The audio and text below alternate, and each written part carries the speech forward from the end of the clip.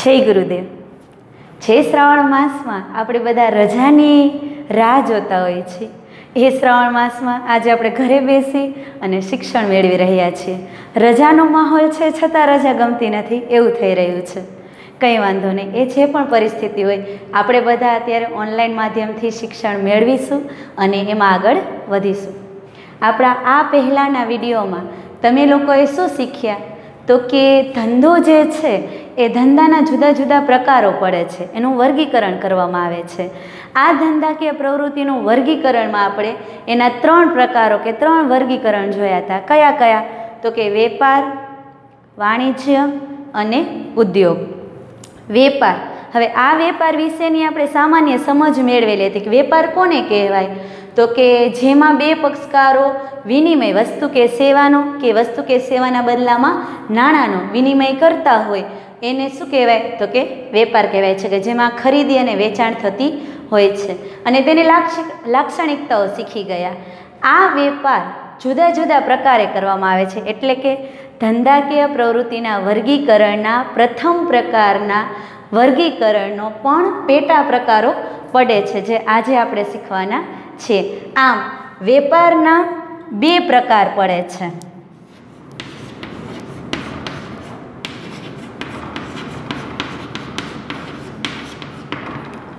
કયા 2 પ્રકાર?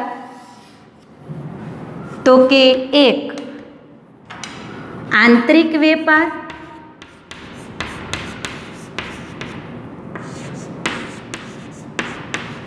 અને બીજું આંતરરાષ્ટ્રીય વેપાર। એક આંતરિક વેપાર અને બીજું આંતરરાષ્ટ્રીય વેપાર। આંતરિક વેપાર એટલે શું? તો કે દેશની સરહદોની અંદર કરવામાં આવતો વેપાર એટલે આંતરિક વેપાર। ક્યાં કીધું છે?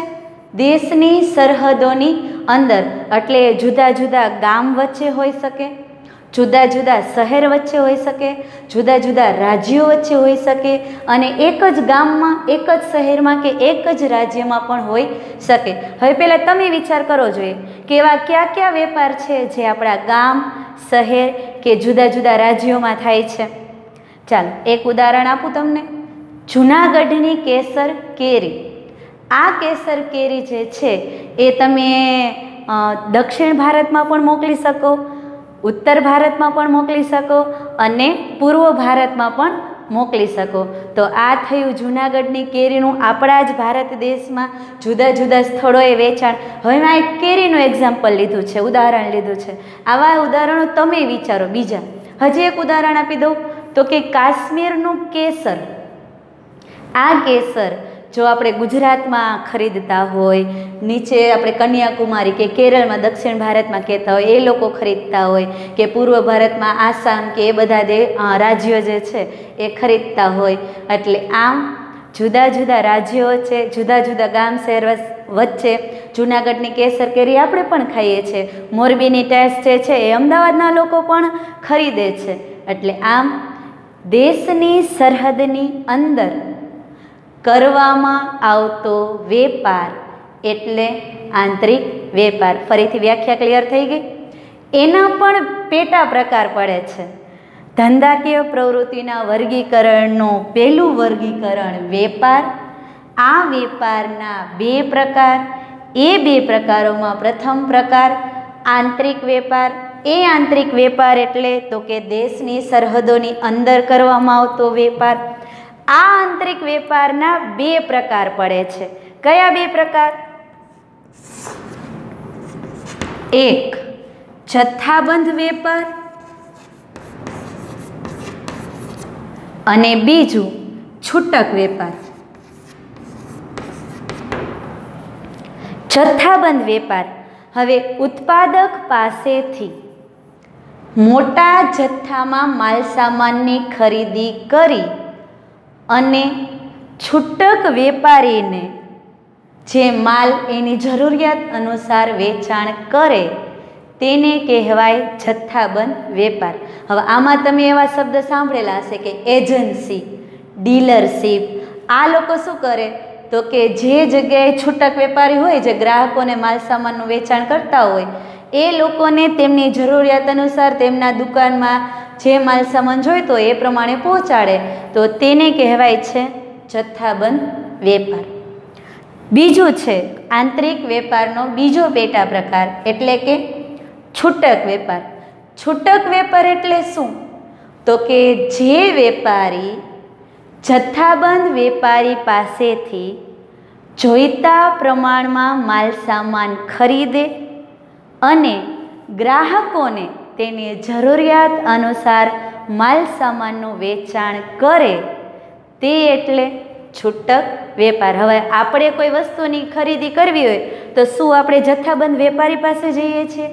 ડીલરશીપ એટલે કે હોલસેલ વેપારી, કદાચ તમે આ શબ્દ સાંભળેલો હશે. હોલસેલ વેપારી પાસે જઈએ છીએ? નથી જતા. ક્યાં જઈએ છીએ તો કે જો કરિયાણું લેવું હોય તો કે કરિયાણાવાળાની દુકાને જઈએ છીએ, જે છૂટક વેપારી છે. સ્ટેશનરીની કોઈ વસ્તુ ખરીદવી હોય તો ત્યાં જઈએ છીએ. કોસ્મેટિકની કોઈ વસ્તુ લેવી હોય તો ત્યાં જઈએ છીએ. આ બધા જ વેપારી કયો વેપાર કરે છે? છૂટક વેપાર કરે છે. એટલે એની પાસેથી ગ્રાહક જે વપરાશ કરતા હોય તે માલ સામાન ખરીદે છે. એટલે ઉત્પાદક પાસેથી જથ્થાબંધ વેપારી ખરીદશે અને જથ્થાબંધ વેપારી પાસેથી છૂટક વેપારી ખરીદશે અને તે લોકો પાસેથી ગ્રાહકો એટલે કે આપણે બધાય માલ સામાનની ખરીદી કરીશું. આપણે આંતરિક વેપારની વાત કરીએ છીએ. કયા વેપારની? આંતરિક. ફરીથી એની વ્યાખ્યા તમને ક્લિયર કરી દઉં છું. આંતરિક વેપાર એટલે દેશની સરહદની અંદર જુદા જુદા ગામ, શહેર, રાજ્યો વચ્ચે કરવામાં આવતો વેપાર. હવે આપણે વેપારનો બીજો પ્રકાર જોઈએ, જે છે આંતરરાષ્ટ્રીય વેપાર. હવે આંતરિક વેપાર શીખ્યા, સમજ્યા એટલે હવે એની વ્યાખ્યા તમને ખ્યાલ આવી ગઈ હશે. આંતરરાષ્ટ્રીય વેપાર એટલે શું? આમ તો સામાજિક વિજ્ઞાનમાં મારા ખ્યાલ મુજબ તમે આ ભણી ચૂક્યા છો, છતાં ક્લિયર કરી દઈએ, છતાં એની સ્પષ્ટતા લઈ લઈએ. આંતરરાષ્ટ્રીય વેપાર એટલે જુદા જુદા દેશો વચ્ચે, બે દેશો વચ્ચે કરવામાં આવતો વેપાર. જુદા જુદા દેશો વચ્ચે. અત્યારે જો આપણે લદ્દાખમાં, લેહ લદ્દાખ સાઈડ અત્યારે ચીનના લોકો જે છે ઘૂસણખોરી કરી રહ્યા છે. એના સૈનિકો જે છે એ વધુ ને વધુ આગળ આવી અને આપણા દેશની સરહદોમાંથી આપણા રાજ્યમાં, આપણા દેશમાં પગ પેસારો કરવા ઈચ્છે છે અને એટલો એ વિસ્તાર પોતાના હસ્તક લઈ લેવા ઈચ્છે છે. તો આપણને આપણા મિત્ર દેશો, રશિયા છે, અમેરિકા છે, આ લોકો ફ્રાન્સ છે, ઇઝરાયલ છે, આ બધા જ આપણને અત્યારે મદદ કરવા માટે થઈને શું કરે છે તો કે તેના લેટેસ્ટ ટેકનોલોજીના જે સાધનો છે, હથિયારો છે, એ આપણને ઝડપથી વેચાણ કરવા ઈચ્છુક થયા છે, જેથી કરીને આપણી મદદ કરી શકે અને આપણે જે છે ચીન સામે એ યુદ્ધની પરિસ્થિતિમાં જીતી શકીએ. તો આ શું થયું તો કે બે દેશો વચ્ચેનું ખરીદી અને વેચાણ, વેપારની વ્યાખ્યામાં જ છે કે એક ખરીદે છે અને એક વેચાણ કરે છે. તો એનું એક ઉદાહરણ લઈ લઈએ. દાખલા તરીકે આપણે કોઈ પણ ઇલેક્ટ્રોનિક્સ આઇટમની વાત કરીએ તો એ આપણે જાપાન ને વગેરે દેશો પાસેથી ખરીદતા હોઈએ છીએ. તો કે ભારત દેશના લોકો જાપાન પાસેથી જ્યારે ચીજ વસ્તુની ખરીદી કરે તેને આપણે બીજા અર્થમાં કહીએ ને તો આયાત કહેવાય. શું કહેવાય? આયાત. હમણાં હું એના પ્રકારો જ્યારે શીખવાડીશ ત્યારે તમને સમજાવીશ. આયાત કહેવાય એટલે કે એ દેશ પાસેથી આપણે ખરીદી કરીએ છીએ. તો આપણે કઈ કઈ વસ્તુઓની નિકાસ કરી છે અથવા તો બીજા દેશને વેચીએ છીએ તો ઉદાહરણ લઈએ તો આસામની ચા, બાસમતી ચોખા વગેરે. આવું ઘણું બધું છે જે તમારે વિચારતું જવાનું છે. વિડીયો ચાલુ હોય ત્યારે વિચારો તો પણ ભલે, વિડીયો પૂરો થાય અને પછી વિચારો તો પણ ભલે, પણ તમારે વિચારવાનું છે કે આવી કઈ કઈ વસ્તુઓ છે જે ભારત દેશ અન્ય દેશોને વેચાણ કરે છે, નિકાસ કમાણી કરે છે. ફરીથી વ્યાખ્યા. આંતરરાષ્ટ્રીય વેપાર એટલે શું તો કે બે દેશો વચ્ચે સરહદોની પાર કરવામાં આવતો વેપાર. આ આંતરરાષ્ટ્રીય વેપારના મુખ્યત્વે બે પેટા પ્રકાર છે. એનો ત્રીજો પણ એક પેટા પ્રકાર છે, પણ એનો ઉલ્લેખ બહુ અહીં કરવામાં આવતો નથી. મુખ્યત્વે બે પેટા પ્રકાર છે. કયા બે? તો કે એક આયાત વેપાર અને બીજું નિકાસ વેપાર. આયાત વેપાર. આયાત વેપાર એટલે હમણાં મેં શબ્દનો ઉપયોગ કર્યો તે. હવે સામાન્ય સમજ આપણે એમ મેળવવાની કે જ્યારે આપણે બીજા કોઈ દેશ પાસેથી વસ્તુ ખરીદી ત્યારે તે બને છે આયાત વેપાર. અન્ય કોઈ દેશ પાસેથી વસ્તુ ખરીદવી તે એટલે આયાત વેપાર. તમે આઈફોન ખરીદો બીજા દેશ પાસેથી તો એ આયાત વેપાર છે. ઇલેક્ટ્રોનિક્સ આઇટમ ખરીદો એ આયાત વેપાર છે. મોરબીનું ઉદાહરણ લઈ લઈએ આપણે. દાખલા તરીકે આપણી ઇન્ડસ્ટ્રીયલ એરિયામાં જે પણ મશીનરીઓ આવે છે એ મહદઅંશે ક્યાંથી આવે છે? તો કે ચીનમાંથી આવે છે. તો ચીન પાસેથી આપણે શું કરીએ છીએ? ખરીદી કરીએ છીએ. તો એને શું કહેવામાં આવે છે? આયાત વેપાર કહેવામાં આવે છે. આવા તમે બીજા ઉદાહરણ લઈ શકો કે દુબઈમાંથી તો કે ખજૂર મંગાવવામાં આવે, જાપાનમાંથી ઇલેક્ટ્રોનિક સાધનો મંગાવવામાં આવે, કેનેડા કે એ બધા દેશો પાસેથી તો કે કોફી કે કોઈ જો આપણે એનું આયાત કરવા ઈચ્છતા હોય તો એ કરીએ છીએ. સોનાની આપણે આયાત કરીએ છીએ એટલે કે બીજા દેશોમાંથી મંગાવીએ છીએ. આવા ઉદાહરણો તમે આગળ વિચારતા જજો. નિકાસ વેપાર. નિકાસ વેપાર એટલે શું? તો કે અન્ય દેશના લોકો, સામાન્ય રીતે કહું, અન્ય દેશના લોકો આપણી પાસેથી, આપણા દેશ પાસેથી કોઈ ચીજ વસ્તુની ખરીદી કરે અન્ય દેશ, આપણે શું કરીશું? તો કે વેચાણ. શું કરીશું?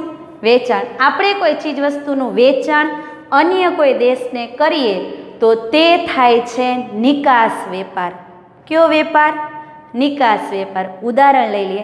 દાખલા તરીકે કચ્છનું ભાતીગળ સંસ્કૃતિના બધા જ વસ્ત્રો અને અન્ય ચીજ વસ્તુઓ, ઓર્નામેન્ટ્સ છે વગેરે, આ વસ્તુઓનું અન્ય દેશોમાં પણ ખૂબ એવી માંગ હોય છે. એટલે અહીં ત્યાં આપણે શું કરીએ છીએ? તેનું વેચાણ કરીએ છીએ. એટલે આવી વસ્તુઓ કે જે આપણા દેશમાં ઉત્પાદન થતી હોય અને તેનું વેચાણ અન્ય દેશમાં થતું હોય તો એ આંતરરાષ્ટ્રીય વેપારનો બીજો પ્રકાર બને છે. એ છે નિકાસ વેપાર. બીજા ઉદાહરણ આપણે જાતે વિચારવાના છીએ કે કયા કયા એવા વેપાર છે જે નિકાસ વેપાર બને છે.